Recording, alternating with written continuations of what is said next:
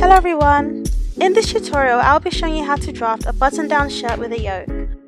I recently released a tutorial on drafting a collar which would work great with this shirt. So if you haven't seen it already, I will put the link down below, so just give it a click. And of course, to avoid missing out on new tutorials, be sure to subscribe. You will need to start with a copy of your front bodice drawn onto a long piece of paper. From the bottom of the armhole on the side seam, measure down 1 inch. At right angles to that point, measure out another 1 inch and mark it. Redraw the armhole from that mark to the point on the shoulder equal to your desired shoulder length.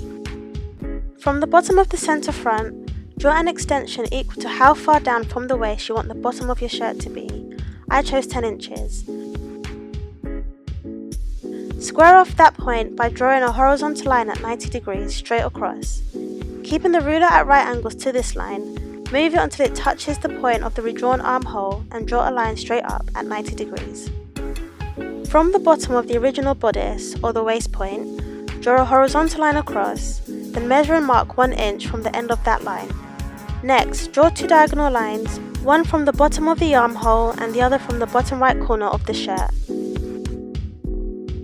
Use a French curve to smooth out the pointy bits. For the button extension, draw a rectangle parallel to the centre front at a distance equal to your button extension width plus your button extension width divided by 2.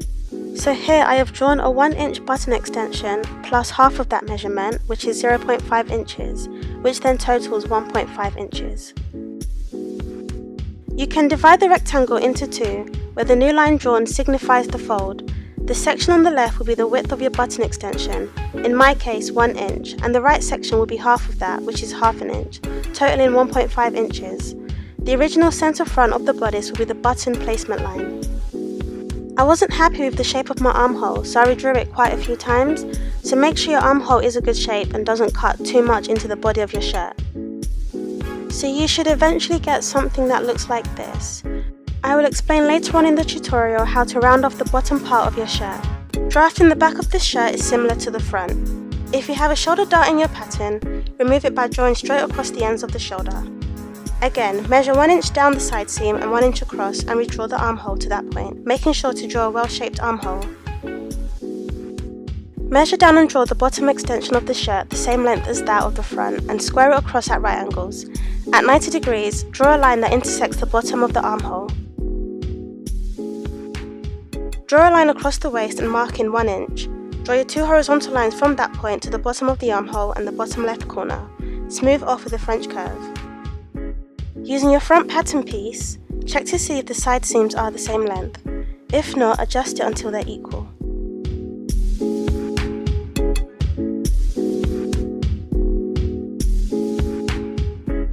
Redraw your armhole if necessary. To curve your hem, draw a diagonal line from your chosen point on the bottom to your chosen point on the side seam. This all depends on the amount of curvature you want. Using your French curve, position it on top of the bottom part of your pattern and about halfway across the diagonal line as shown, and then draw the curve. Next, place your French curve just above the horizontal line, but also make sure that its tail is touching the diagonal line approximately halfway, and then draw the curve. You should then have something that looks like a backwards letter S. For the yoke, measure down 3 inches from the centre back and draw a horizontal line across. Then take your front pattern piece and measure 1 inch down from the shoulder line and then cut it away. Align the top of the front shoulder piece with the shoulder of the back pattern and attach it with some tape. Once you cut away the yoke, you should have something that looks like this. So all that's left is seam allowances. Trace around your front pattern piece and add 1/4 inch seam allowance at the arm and neck hole, 1/2 inch at the side seam, centre front and shoulder, and 1 inch at the hem. On the back, don't add any seam allowances to the centre back, but add 1/2 inch at the side seam and yoke line, 1/4 inch for the armhole and 1 inch for the hem.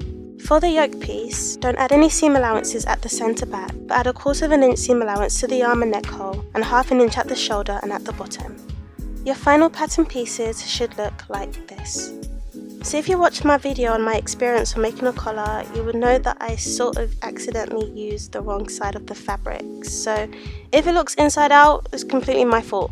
So I did add button and buttonholes, as you can see here, and this is the shirt buttoned up all the way to the top. So this is the yoke from the back, and this is it from the front. Thank you for watching my video, I hope it was helpful. Don't forget to subscribe and good luck with your shirt. So until next time, bye!